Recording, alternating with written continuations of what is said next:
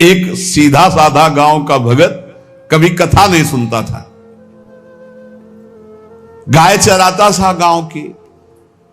तो एक दिन और गोपाल जो गाय चराने वाले थे उन्होंने कहा, यार कभी तो कथा सुन लो, रात दिन पशुओं के पीछे घूमते हो, पशु बुद्धि, कभी तो कथा सुन लो। तो एक दिन सोचा दोपहर के भोजन गांव में पाएंगे जाके अपने घर में, और कथा हो रही वहीं से निकल लेंगे, जो सुन लेंगे तो सुन लेंगे।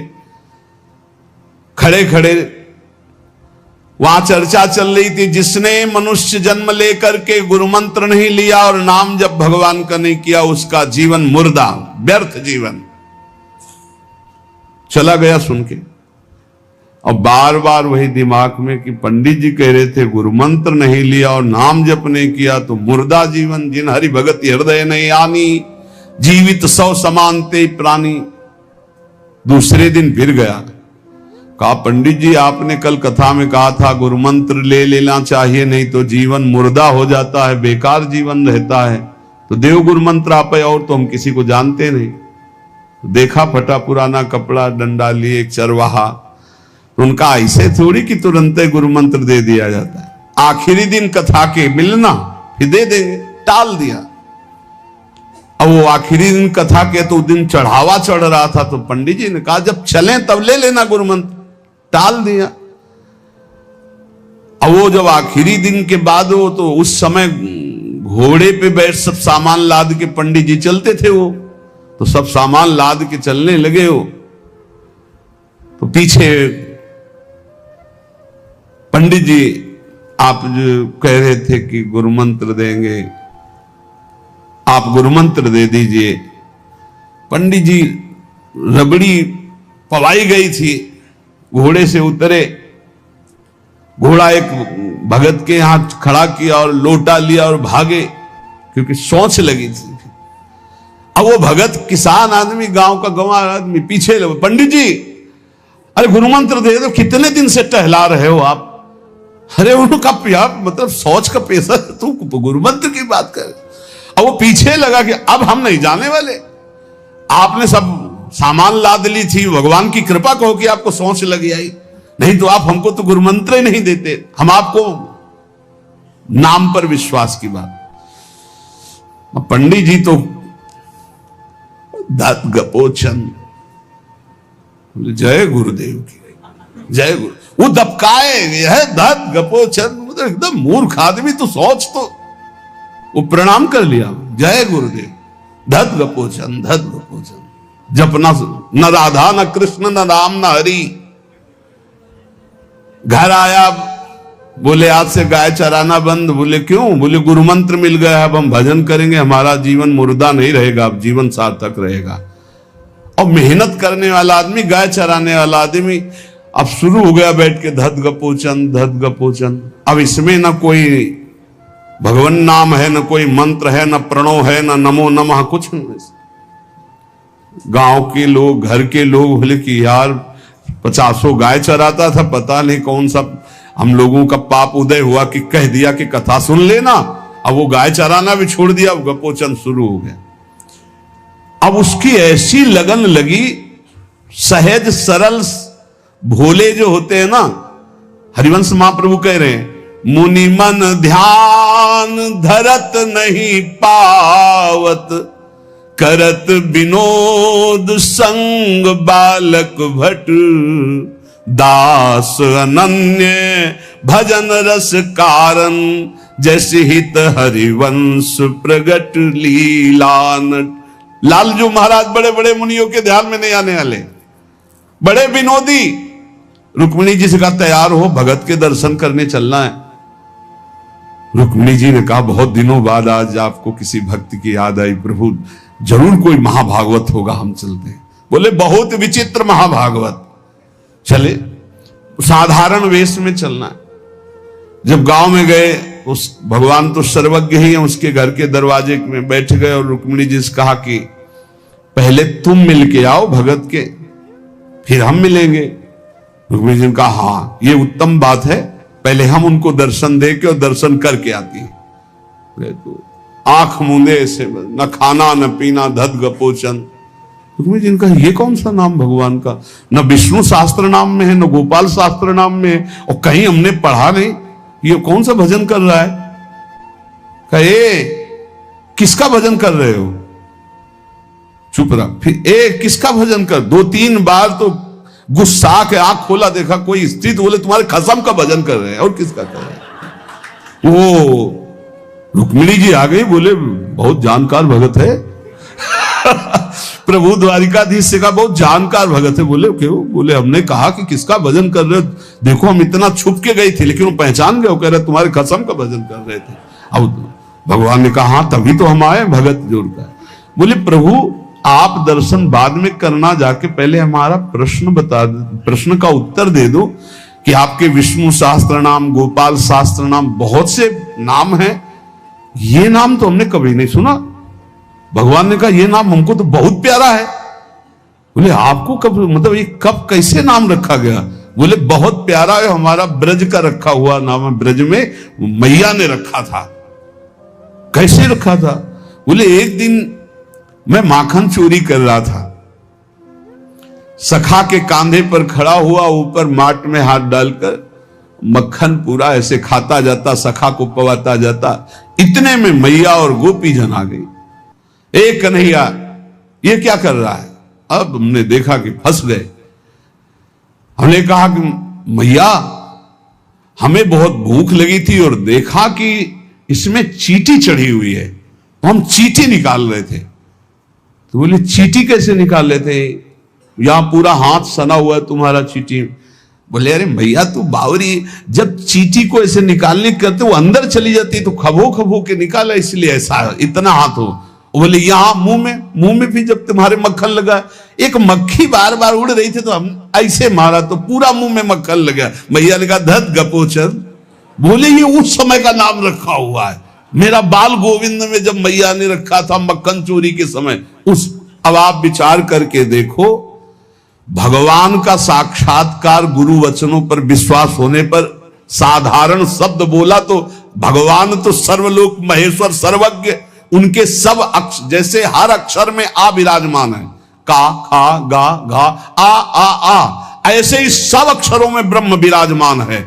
फिर राधा नाम तो स्वयं हरि जपते हैं, और राधा नाम तो परम प्रेम में है और बड़ा गुही है। विश्वास करके जब वो धदगपोचंद जपा तो रुक्मिणी और द्वारिकाधीश भगवान दर्शन देने आ गए, और तुम विश्वास करके राधा राधा जपोगे तुम्हें नहीं प्राप्त हो जाएगा?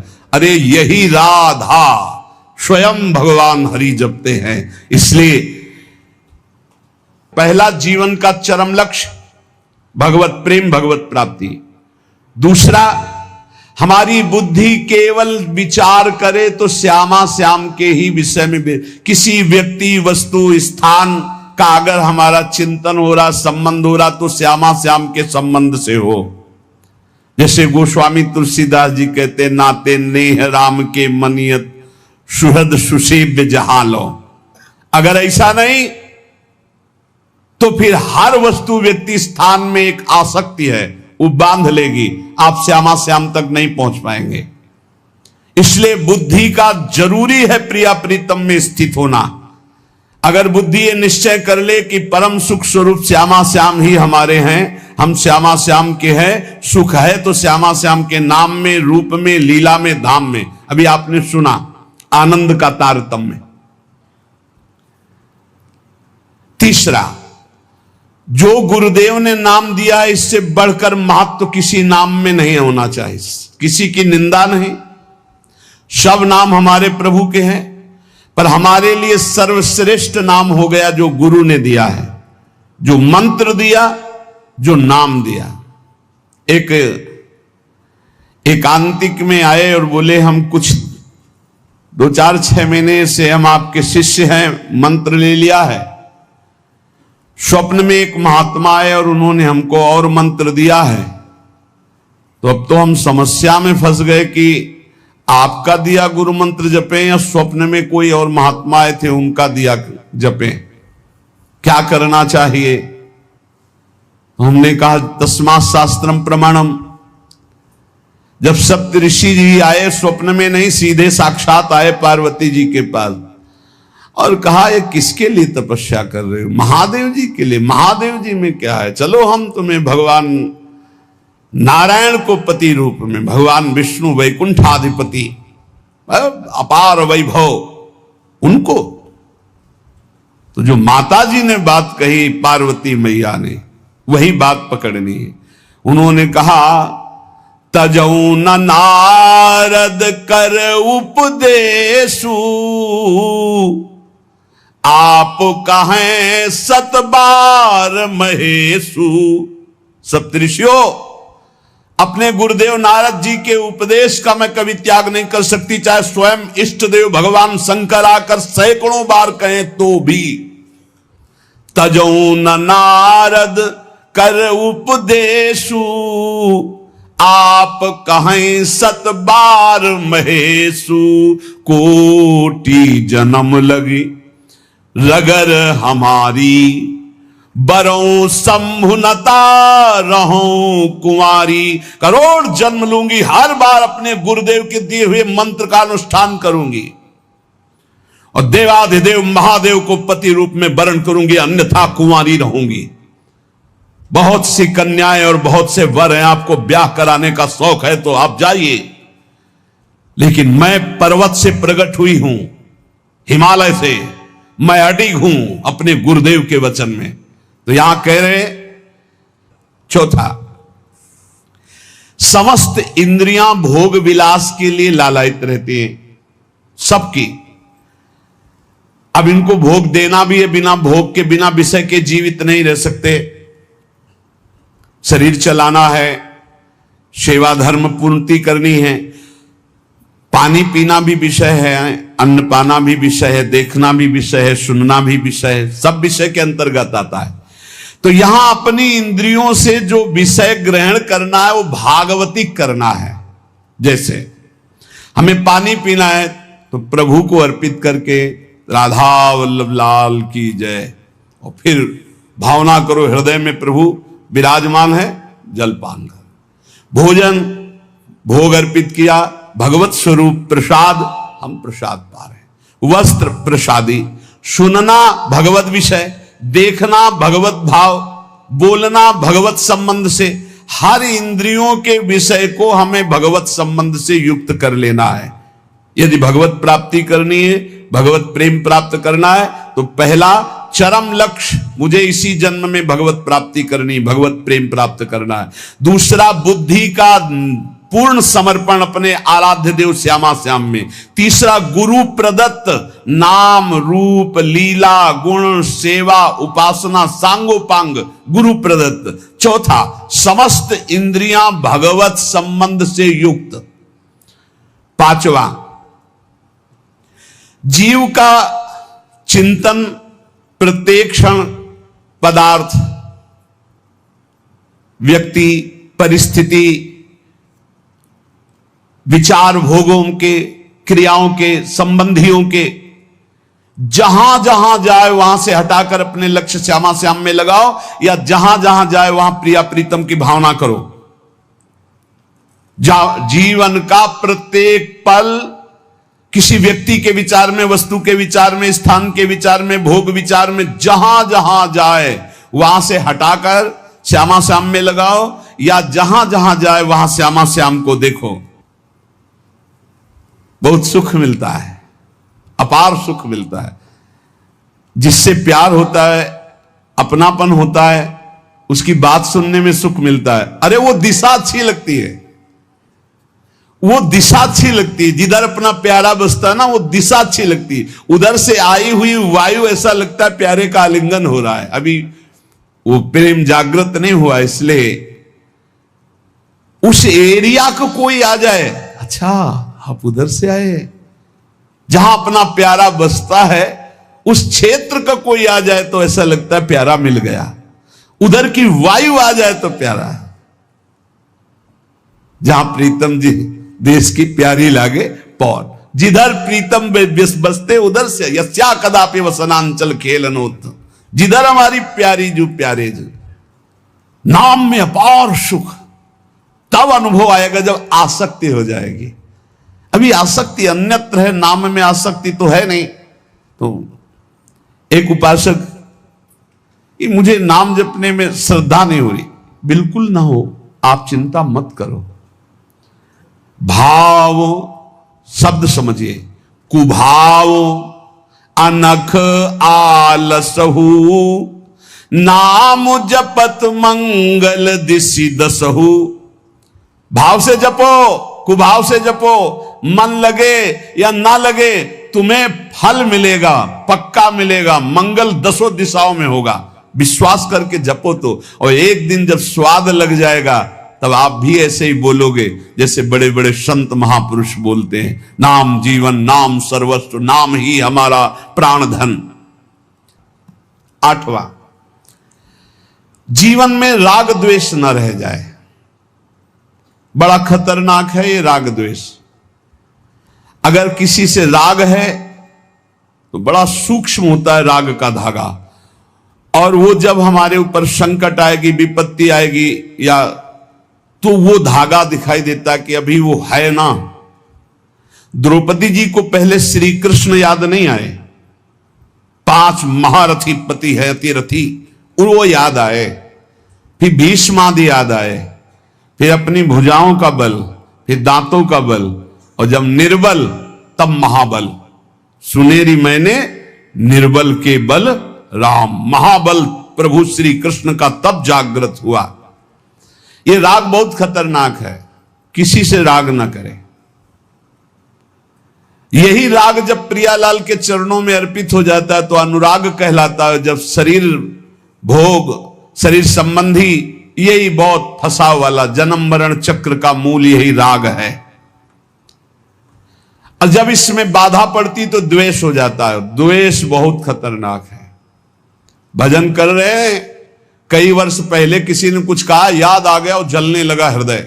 उसकी पूरी सामने झांकी है, भजन कर रहे हैं प्रभु का, और झांकी है उस द्वेष जिससे हुआ है, और हृदय जलने लगा। या कभी वो सामने पड़ गया तो देखकर जल, द्वेष ना होने पावे। अजात शत्रु ते सदा, भक्त अजात शत्रु होता, एक भी पूरा सृष्टि में शत्रु ना होने पावे। 9वां, प्रत्येक परिस्थिति में अपने आराध्य देव के द्वारा दिया गया मंगल विधान है ऐसा मानना। एक बार हमने सुना था, उस समय किडनी का रोग प्रकाशित नहीं हुआ था, कि असाध्य रोग भगवान की विशेष कृपा से प्राप्त होता है। तो साधन पर उस समय जोर था, तो डर लगा कि असाध्य रोग कृपा कैसे हो सकती है, ना साधन में बैठ सकते हैं, पीड़ा रहती होगी तो भजन भी नहीं हो सकता, तो ये कृपा कैसे हो सकती है असाध्य रोग। लेकिन सच्ची आपसे कहते हैं, साधना हो रही थी भगवत मार्ग में जैसा कुछ, लेकिन शरणागति में कमी थी, क्योंकि साधन पक्ष में विश्वास बहुत जोर का था। शास्त्र प्रमाणित साधन के बल से भगवत प्राप्ति पर विश्वास हमें था। कृपा शब्द का हमारा कोई परिचय नहीं था, कृपा शब्द से हमारा कोई परिचय नहीं था। पक्का समझ लीजिए, क्या कृपा शब्द, ये तो शब्द ही नहीं था, बस साधन शब्द से परिचय था। अपनी इंद्रियों को बस में करो, मन का निग्रह करो, और भगवान का निरंतर भजन करके परम पद प्राप्त करो। हर समय अपने साधन में लगे रहो। जब किडनी फेल हुई, साधन शब्द हटा, अब हाहाकार मच गया अहंकार में। अब क्या, फिर जो अहंकार शरणागत हुआ, फिर बात बन गई जो करोड़ों जन्मों की साधना से नहीं बनती, वो इस असाध्य रोग ने काम बना दिया। कह रहे हैं कि प्रत्येक परिस्थिति में पूर्ण कृपा, पूर्ण मंगल विधान देखना, ये 9वां सूत्र है। जैसी भी परिस्थिति आवे, चाहे जितना विकराल रूप लेकर के आ जाए परिस्थिति, कृपा ही कृपा, कृपा ही कृपा, सच्ची मानना, परिणाम में देखना बड़ा मंगल और बड़ी कृपा होगी।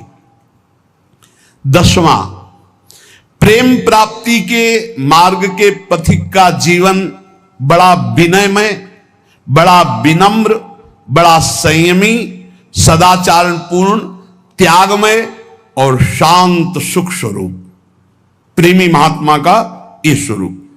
बड़ा विनम्र जीवन, बड़ा विनयमय जीवन, बड़ा संयमित जीवन, सदाचारपूर्ण और त्याग रूप, त्याग की चेष्टा नहीं, वो त्याग रूप ही है। प्रभु के सिवा उसे कुछ अच्छा नहीं लगता। कुटुंब देहते जाए छूट सब ही विधि ना तो। और अद्भुत शांति, अद्भुत शांति, कोई भी द्वंद आ जाए उसे अशांत नहीं कर सकता। 11वां, श्री राधा माधव के नित्य नूतन परमानंद प्रदान करने वाले पदों का गायन, उनकी सेवा, उनके प्रेमी जनों के दर्शन संभाषण, तब ऐसे प्रेमानंद की तरंगे हृदय में उछलती रहती है जिससे लीला रस में उसका प्रवेश हो जाता है, तब उसका लीला रस में प्रवेश हो जाता है। इसलिए अपने जीवन को महाप्रेम में बनाने के लिए जो आप सत्संग में श्रवण करते हैं, ये बड़े सौभाग्य से श्रवण कथन का हमें प्रभु ने अवसर दिया है। हम इसे व्यर्थ न जाने दें, बार बार मनन करो। देखो भगवान की इतनी कृपा हो गई, ये यंत्र मोबाइल आदि जो है, अगर इनका सही प्रयोग करे तो ये बहुत सहायक है। एक बार सत्संग हो गया, जो पकड़ पाए नहीं, हम 10 बार सुनेंगे तब तो हम पकड़ लेंगे ना। तो 10 बार कैसे सुनते? अगर ये मोबाइल ना होते, ये यंत्र ना होते तो हम कैसे सुनते? बड़ी कृपा भगवान ने की। जैसे जैसे कलयुग हमारी स्मृति का अपहरण कर रहा है, तो भगवान के द्वारा प्रेरित होकर विज्ञान भी वैसी सहायता कर रहा है कि एक बार का सत्संग हमें पकड़ में नहीं आया तो हम 10 बार मोबाइल से सुन सकते हैं। बस हर चीज में गुण दोष है, तो मोबाइल के दोष को स्वीकार न करें। प्रपंच देखना, गंदी बातें देखना सुनना अगर शुरू कर दो तो दिन भर ही उसी में लग जाएगा।